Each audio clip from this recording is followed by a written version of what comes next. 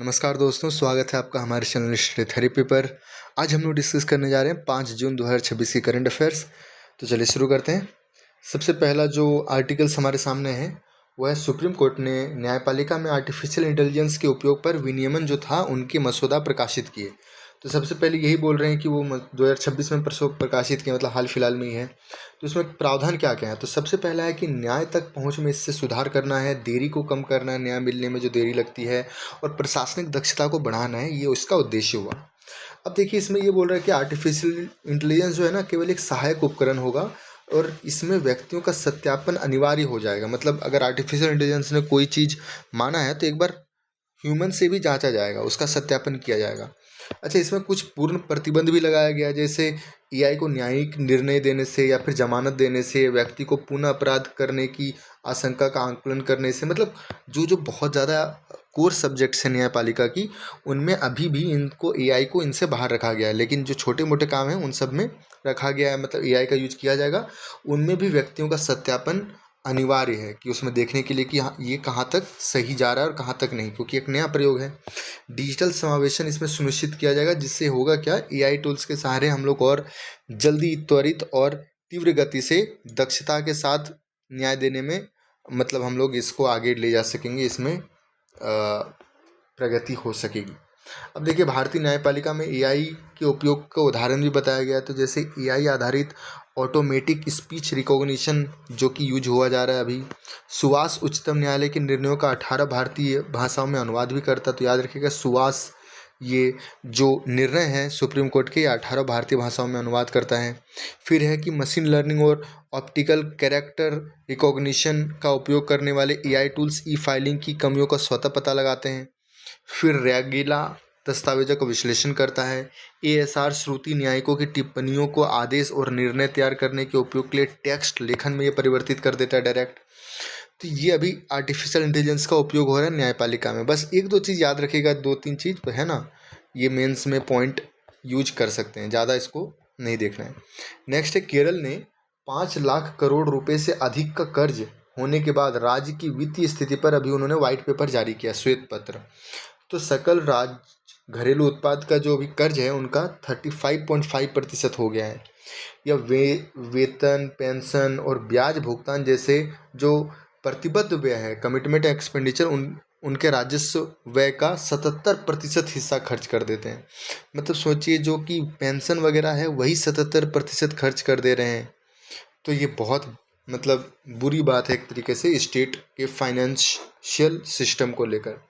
तो भारतीय राज्यों में ऋण का संकट बहुत बढ़ता जा रहा है, तो उसको लेकर बात की गई है कि नीति आयोग के वित्तीय स्वास्थ्य सूचकांक की अगर हम लोग बात करें तो राज्यों का ऋण भारत के कुल सरकारी ऋण का लगभग 1/3 है।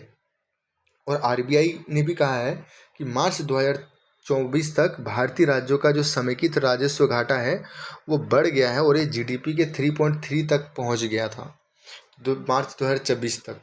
तो ये बताया जा रहा है कि अभी कितना ज़्यादा ये ऋण संकट गहराया हुआ है। लेकिन राज्यों के बढ़ते ऋण का बोझ का मुख्य कारण भी अगर हम लोग देख लें तो इसकी बात को और अच्छे से समझ सकते हैं। तो लोक लुभावन जो घोषणाएं और योजनाएं होती है ना, रेवड़ी कल्चर है, मुफ्त में किसी को 2,000 रुपये बांट देना, तो ये सभी के कारण बहुत ज़्यादा राजकोषीय दबाव बढ़ रहा है। नेक्स्ट है कि राज्यों की जो राजस्व प्राप्तियों का 50 से 60% से अधिक व्यय हो जाता है सिर्फ पेंशन और वेतन और ब्याज भुगतान में, जिससे वो पूंजीगत निवेश के लिए उपलब्ध संसाधन कम पड़ जाते हैं। वृद्धजन और 60 वर्ष से ऊपर का अनुपात 15% से अधिक हो जाने के कारण राज्यों को जो है ना ज़्यादा व्यय करना पड़ता है वृद्धों की देखभाल के लिए। खासकर इसमें केरल का नाम बहुत ज़्यादा आ रहा है, क्योंकि वहाँ पर वृद्धों की जनसंख्या अपेक्षाकृत ज़्यादा है। इसके बाद बोल रहे हैं कि केंद्रीय जीएसटी हस्तांतरण का मतलब बहुत कम प्रतिशत मिल पाता है, क्योंकि सरचार्ज हो गया, सेस हो गया, ये सब तो मिल ही नहीं पाता है। और फिर स्पेशल एक्साइज ड्यूटी जो लगाती है वो भी सरकार नहीं बांटती है राज्यों से। और बोला ये जा रहा है कि उनका जो राज्यों का है वो जीएसटी हस्तांतरण पर अत्यधिक निर्भरता होती जा रही है, और स्वयं के कर राजस्व स्रोत का वृद्धि जो है ना वो बहुत कम है अपेक्षाकृत। फिर एक तरीके से हम लोग देखा जाए तो संविधान ने भी कुछ कुछ करों को लेकर राज्यों को रोक दिया गया है, तो वो भी एक संवैधानिक सीमा भी है जिसको संशोधन करके हटाया जाना चाहिए। जैसे एक है प्रोफेशनल टैक्स, जो कि कुछ सीमा के बाद नहीं लगाया जा सकता, उससे अधिक नहीं लिया जा सकता, तो एक संवैधानिक सीमा है, इसको हटाने की ज़रूरत है। फिर बोल रहे हैं कि एफआरबीएम अधिनियम की उधारी सीमाओं से बचने के लिए ऑफ बजट उधारियां कर की जाती है, जो कि कोविड काल में आपातकालीन ऋण के रूप में भी देखा जा सकता है, और उधारी लागत भी जो है ना बहुत ज़्यादा बढ़ जाती है इस कारण से। तो एक प्रकार से ये दोनों तरफ से हानि दर्शा रहा है। तो आगे की राह क्या हो सकती है? तो यहाँ बोल रहा है कि मैक्रो प्रूडेंशियल सीमाओं का सख्ती से पालन किया जाए, एफआरबीएम के लक्ष्यों का सख्ती से पालन किया जाए। फिर बोल रहे हैं स्वयं के राजस्व स्रोतों का विस्तार करें, जैसे स्थानीय कर आधार को बढ़ाया जाना चाहिए। बहुत सारे होते हैं कि एग्रीकल्चरल टैक्स जो होते हैं, मतलब ज़मीन के प्रॉपर्टी को टैक्स लिया जाना चाहिए, या फिर नगर पालिका द्वारा जो टैक्स लिया जाता है वो सभी राज्य के द्वारा आते हैं। बहुत सारा चीज़ है, प्रोफेशनल टैक्स है, लेकिन सरकार जो है ना इनको वसूलने में दिलचस्पी नहीं दिखाती है, क्योंकि उनको अपने वोट बैंक का खतरा बना रहता है। तो ये कर आधार को राज्यों को भी बढ़ाना चाहिए, ताकि उनमें मतलब राजकोष में खजाना की पूर्ति हो सके, है ना। इसके बाद बोल रहे कि सार्वजनिक उपयोगिता यानी पब्लिक यूटिलिटी सेवाओं की शुल्क की समीक्षा की जानी चाहिए। कल्याणकारी योजनाओं का क्रियान्वयन में सुधार करो, जैसे डायरेक्ट बेनिफिट ट्रांसफ़र है उनके मॉडल का उपयोग किया जाना चाहिए। फर्जी या दोहरी पहचान वाले जो लाभार्थी हैं उनको लाभार्थी सूची से बाहर किया जाना चाहिए। लीकेज या रिसाव को कम किया जाना चाहिए। तो इससे होगा क्या, हमें राजकोषीय जो घाटा अभी मिल रहा है वो एक प्रकार से बहुत ज़्यादा कम हो जाएगी, और हम एक अच्छे वित्तीय स्थिरता की ओर बढ़ सकते हैं। नेक्स्ट है भारत में जलवायु वित्त। तो स्वच्छ ऊर्जा अपनाने में जो एनर्जी ट्रांजिशन हम लोग का हो रहा है, और फिर उत्सर्जन की कमी करने में, या फिर जलवायु अनुकूलन हो, या सतत विकास के लिए मतलब आगे बढ़ने के लिए जो कार्य किए जाने हैं, उनमें हम लोग को जलवायु वित्त की बहुत ज़्यादा आवश्यकता है। और इसके लिए हम लोगों ने, सरकार ने कुछ कुछ पहले भी की है, जैसे राष्ट्रीय जलवायु परिवर्तन अनुकूलन निधि।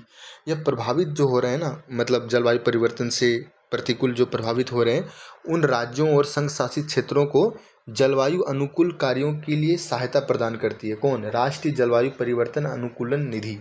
फिर राष्ट्रीय स्वच्छ ऊर्जा और पर्यावरण निधि भी है, जो कि अनुसंधान व नवाचार को वित्त पोषण और प्रोत्साहन करती है। फिर 477 बिलियन के सॉवरेन ग्रीन बॉन्ड्स भी सरकार ने जारी किए हैं हरित परियोजनाओं को वित्त पोषित करने के लिए। फिर अगर हम लोग देखें तो प्राइमरी सेक्टर लैंडिंग की जो रूपरेखा है, मतलब बैंकों को जो पीएसएल नॉर्म्स के तहत लोन देना होता है, उसमें हरित मतलब पर्यावरणीय अनुकूल कार्य और सॉवरेन ग्रीन बॉन्ड को भी शामिल कर दिया गया है। फिर और भी कुछ कुछ पहले हैं, जैसे जलवायु वित्त के क्षेत्रों का वर्गीकरण किया गया है, जिसके कारण से ये और अधिक स्पष्ट हुआ है। फिर टैक्सोनॉमी, जिसको कहते हैं कि कार्बन फुटप्रिंट के आधार पर स्टील का भी वर्गीकरण किया गया है, ताकि स्टील जो उत्पादक हैं वो कम से कम कार्बन उत्सर्जन करने की ओर प्रोत्साहित हो सकें।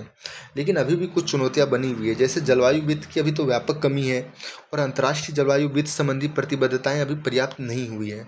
व्यापक जलवायु वित्त रूपरेखा और हरित कार्यों की स्पष्ट वर्गीकरण का अभी भी बहुत ज़्यादा अभाव है, और अधिक जो जोखिम होने वाला और कम लाभ के कारण ना निजी क्षेत्र की इसमें भागीदारी बहुत कम रही है, बहुत सीमित रही है। और देखें तो ग्रीन वॉशिंग जैसे अनैतिक आचरण, ग्रीन वॉशिंग मतलब बोलते हैं कि कंपनियां कि हम लोग बहुत अच्छा काम कर रहे हैं क्लाइमेट चेंज को लेकर और ग्रीनरी को बढ़ाने को लेकर, लेकिन जो है ना ये वॉश मतलब ये कर रहे हैं, गलत कार्य कर रहे हैं, और ये एक्चुअली में नहीं कर रहे हैं, बस ये दिखा रहे हैं कि हम लोग पर्यावरणीय अनुकूल कार्य कर रहे हैं। तो ये बोलते हैं ग्रीन वॉशिंग। इसके बाद झूठे दावे कर रहे हैं कंपनियां। फिर राज्य सरकारों द्वारा उधार लेने की जो सीमित क्षमता है और सीमित विकल्प है, वो भी एक प्रकार से चुनौतियां इस पे और ज़्यादा ला रही है। तो भारत की जलवायु वित्त आवश्यकताओं को और हम लोग अच्छे से देखें तो हम लोग समझ पाते हैं कि राष्ट्रीय स्तर के निर्धारित योगदान यानी नेशनल डिटरमाइंड कंट्रीब्यूशन जो है, उनके लक्ष्यों को पूरा करने के लिए हमें वर्ष 2030 तक $162 ट्रिलियन यानी $2.5 ट्रिलियन की आवश्यकता है, और 2070 तक नेट जीरो होने के लिए तो हमें $10 ट्रिलियन की आवश्यकता है। 2030 तक जीडीपी का 2.5% अतिरिक्त वार्षिक हरित निवेश यानी ग्रीन इन्वेस्टमेंट आवश्यक है, ताकि हम लोग जलवायु वित्त संबंधी जो आवश्यकताएं हैं उनको पूरा कर सकें। बोल रहे हैं कि विश्व में प्रमुख जलवायु वित्त तंत्र हम लोग देखें तो हरित जलवायु निधि यानी ग्रीन क्लाइमेट फंड है, जो कि शमन और अनुकूलन परियोजनाओं को वित्त पोषण प्रदान करता है। फिर है वैश्विक जलवायु सुविधा यानी ग्लोबल इन्वायरमेंट फैसिलिटी, यह जलवायु हो गया, जैव विविधता हो गया और पर्यावरण, इनसे संबंधित परियोजनाओं को सहायता प्रदान करती है, जो कि ये वर्ल्ड बैंक द्वारा शुरू की गई है। फिर एक बोल रहे हैं कि न्यू कलेक्टिव क्वालिफाइड गोल, इसके तहत वर्ष 2035 तक $300 बिलियन जुटाने की प्रतिबद्धता की गई है। और अन्य वित्त पोषित फंड में भी देखेंगे तो डेवलप कंट्रीज फंड हो गया, स्पेशल क्लाइमेट चेंज फंड हो गया, फिर यही सब फंड है, लेकिन जो मेन चीज़ था वो आपको मैंने बता दिया। अब नेक्स्ट हम लोग चलते हैं, जो कि है यूनिवर्सिटी ऑफ लिवरपूल को बेंगलुरु में कैंपस स्थापित करने के लिए अनुमति पत्र यानी लेटर ऑफ अप्रूवल मिल चुका है। तो देखिए, हम लोग को उच्चतर शिक्षा में अंतर्राष्ट्रीयकरण की आवश्यकता क्यों है? तो हम लोग इसमें सबसे पहला देखते हैं कि प्रतिभा पलायन जो हो रहा है ना, वो ब्रेन ड्रेन बहुत ज़्यादा हो रहा है, उन्हें रोकने के लिए हमें बहुत ज़्यादा ज़रूरी है। क्योंकि हम लोग देखेंगे तो 2021-22 में ही 11.5 लाख भारतीय विद्यार्थी विदेश गए, जबकि भारत में केवल 46,000 विदेशी विद्यार्थी आए। तो कहाँ कितना गुना, मतलब 20 गुना भी से भी ज़्यादा जा रहा है वहाँ पर, है ना। भारत से धन निकासी रोकने के लिए भी एक प्रकार से है, क्योंकि बहुत ज़्यादा विप्रेशन हो रहा है हमारे यहाँ से, मतलब भारत देश में बहुत विप्रेशन हो रहा है, उसी कारण से हमारी कमाई हो रही है। और हम लोग भी अगर बाहर में डॉलर को या फिर अन्य मुद्राओं को भेजने लगे तो हमारा जो विदेशी मुद्रा भंडार है वो बहुत ज़्यादा कम हो जाएंगी। तो उसे रोकने के लिए भी हमें चाहिए। भारतीय विद्यार्थियों को विश्व स्तरीय शिक्षा प्रदान करने के लिए भी तो एक अपने विद्यार्थियों को फ़ायदा पहुंचाने के लिए भी चाहिए, है ना। और अन्य लाभ भी देख लें तो अनुसंधान और विकास में सहयोग होगा, सॉफ्ट पावर बढ़ेगा, प्रवासी भारतीयों की क्षमता का उपयोग करने के लिए हमें ये ज़रूरी है। फिर वैश्विक रैंकिंग और भारतीय शिक्षा पर अंतर्राष्ट्रीय धारणा के बीच संबंध को हम लोग को बेहतर बनाने के लिए भी ये ज़रूरी है। लेकिन कुछ कुछ चुनौतियां भी है। तो चुनौतियां अगर देख लें तो विनियामक की अनुमति प्राप्त करने में बहुत ज़्यादा जटिलता बनी हुई है, क्योंकि यूजीसी हो गया, यूनिवर्सिटी ग्रांट कमीशन है, और एआईसीटीसी जैसे कई निकाय हैं ना। तो एक प्रकार से असमंजस की स्थिति, उलझन की स्थिति उत्पन्न हो जाती है। फिर यूरोपीय credit transfer and accumulation system, उनके समान में भारत में कोई भी सार्वभौमिक क्रेडिट मान्यता फ्रेमवर्क का भी अभाव है। लेकिन भारत सरकार ने एबीसी जो हो गया है, एबीसी कार्ड बोल रहे हैं, और कुछ कुछ ऐसे कार्ड जो बनाई जा रही है, जिसके कारण से इस पर अभी काम चल रहा है, लेकिन अभी इस पे बहुत ज़्यादा प्रोग्रेस होना बाकी है। बोल रहे हैं कि बहुत अधिक वित्तीय संस्थानों की भी ज़रूरत है, क्योंकि पैसे बहुत ज़्यादा लगेंगे, तो वो भी एक इम्पॉर्टेंट चीज़ है। तो शिक्षा के अंतर्राष्ट्रीयकरण को बढ़ावा देने के लिए सरकार ने क्या क्या पहले की हैं? तो एक तो हम लोग को पता है राष्ट्रीय शिक्षा नीति 2020 लाई गई है। फिर यूजीसी का अकादमिक सहयोग विनियमन 2022 लाई गई थी। फिर विदेशी उच्चतर शिक्षा संस्थानों का विनियमन, भारतीय शिक्षण संस्थानों को विदेशी में शाखाएं, जैसे आईआईटी दिल्ली का अबू धाबी में कैंपस खोला गया और तंजानिया में भी कैंपस स्थापित किया गया, तो वो भी एक इम्पॉर्टेंट बात है। आईआईएम अहमदाबाद का भी कैंपस बाहर में स्थापित किया जा रहा है। नेक्स्ट हम लोग अब चलते हैं भारत वेनेजुएला संबंध। तो देखिए, हमारे दोनों देशों के बीच $678.94 मिलियन, मतलब 2025-26 में व्यापार हुआ, जो भारत का निर्यात $210 मिलियन का रहा। इसके बाद बोल रहे हैं कि वेनेजुएला के पास विश्व में सबसे बड़े प्रमाणित तेल भंडार है। और वेनेजुएला के बाद कौन है? Saudi Arabia. सऊदी अरेबिया के बाद कौन है? ईरान। तो याद रखिए, अगर ये आया तो वेनेजुएला, सऊदी अरेबिया, ईरान। अच्छा, इसमें बोल रहे हैं कि सत्य साई संगठन, ब्रह्म कुमारी, जो राधा स्वामी संगठन जैसे कई आध्यात्म संगठन जो है ना, वेनेजुएला में अपने केंद्र स्थापित किए हैं। तो भारत का सॉफ्ट पावर भी वहाँ पर बढ़ाया जा रहा है। नेक्स्ट है बायोमिमिक्री। तो देखिए, नकल करने की बजाय नवाचार, इनोवेशन को बढ़ावा देने का एक प्रभावी ढांचा है बायोमिमिक्री। बायोमिमिक्री जो है ना, ये प्रकृति की संरचनाओं, प्रक्रियाओं और प्रणालियों से सीखने तथा उनका अनुकरण करके इंसानी समस्याओं का समाधान निकालने के लिए बात की जाती है। इसका उपयोग कहाँ हो सकेगा? इसका उपयोग होगा परिवहन और इंजीनियरिंग में। जैसे जापान की शिंकानसेन बुलेट ट्रेन है ना, उसमें उसकी जो चोंच है वो ऐसे है, ऐसे। तो ये जो है ना, किंगफिशर पक्षी की मतलब चोंच को डिजाइन देकर बनाया गया, ताकि हवा जो आए ना वो ऊपर करके निकल जाए, और एरोडायनेमिक डिजाइन उनको दिया गया। फिर वास्तुकला और ऊर्जा में भी, जैसे जिम्बाब्वे के ईस्टगेट सेंटर में दीमक की बाम्बियों को नकल करके शीतलक और ऊर्जा दक्षता बनाने की पद्धति अपनाई है। फिर पदार्थ विज्ञान में देखें तो कमल के पत्तों से प्रेरित होकर सेल्फ क्लीनिंग और जल विकर्षण, वाटर रिपेलेंट पेंट और कपड़े विकसित किए गए हैं। तो ये बायोमिमिक्री का एक उदाहरण हम लोगों ने देखा। अनुसंधान नेशनल रिसर्च फाउंडेशन, ANRF। तो ये देखिए, अनुसंधान नेशनल रिसर्च फाउंडेशन अधिनियम 2023 के तहत इसको स्थापित किया गया था। मतलब ये एक सांविधिक संस्थान है। राष्ट्रीय शिक्षा नीति की सिफारिशों के अनुसार वैज्ञानिक अनुसंधान को उच्च स्तरीय रणनीतिक दिशा प्रदान करने के लिए यह कार्य करती है। Mission for advancement in high impact areas, यानी महा, ये मिशन मतलब पहले चला रही है। और एक है partnership for accelerated innovation and research, pair. और फिर एक है रामानुजन फेलोशिप। ये सभी अनुसंधान नेशनल रिसर्च फाउंडेशन की पहले हैं, याद रखिएगा। ये आ सकता है, बोल देगा महा, पेयर, रामानुजन फेलोशिप किसके द्वारा चलाई जाती है? तो ANRF के द्वारा चलाई जा रही है।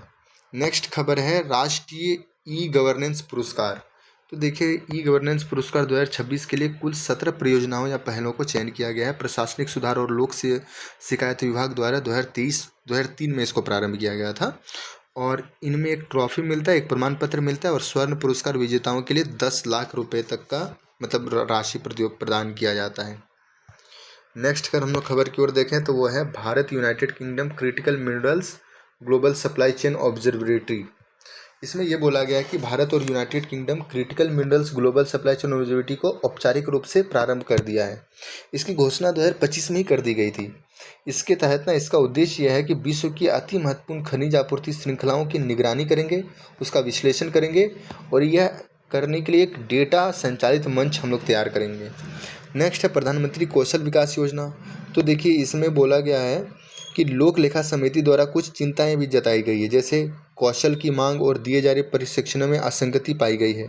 फिर प्रमाणन में कमी है, जैसे 1.32 करोड़ उम्मीदवारों को प्रशिक्षण और प्रमाणित करने के लिए निर्धारित लक्ष्य का वास्तव में केवल 1.1 करोड़ लोगों को ही प्रमाणित किया गया है। फिर इस योजना के बारे में हम लोग देख लें तो ये कौशल प्रमाणन योजना है। 2015 में इसको कौशल विकास और उद्यमिता मंत्रालय द्वारा शुरू की गई थी। और इसकी कार्यान्वयन कौन सी एजेंसी करती है? तो राष्ट्रीय कौशल विकास निगम जो है ना, वो इसकी कार्यान्वयन एजेंसी है।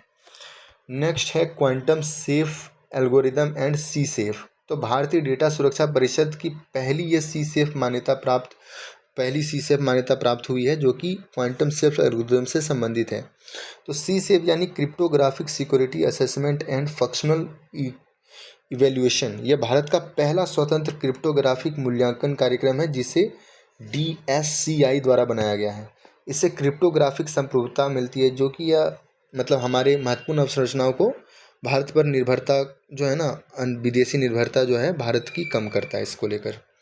नेक्स्ट है जेम्स वेब स्पेस टेलीस्कोप। तो हबल स्पेस टेलीस्कोप के बाद अगली पीढ़ी का ये उन्नत टेलीस्कोप है। यह नासा, यूरोपीय अंतरिक्ष एजेंसी और कनाडाई अंतरिक्ष एजेंसी के बीच एक अंतर्राष्ट्रीय साझेदारी है। अवरक्त यानी इंफ्रारेड स्पेक्ट्रम में ब्रह्मांड का ये अवलोकन करता है, और ये 2021 में लॉन्च किया गया था।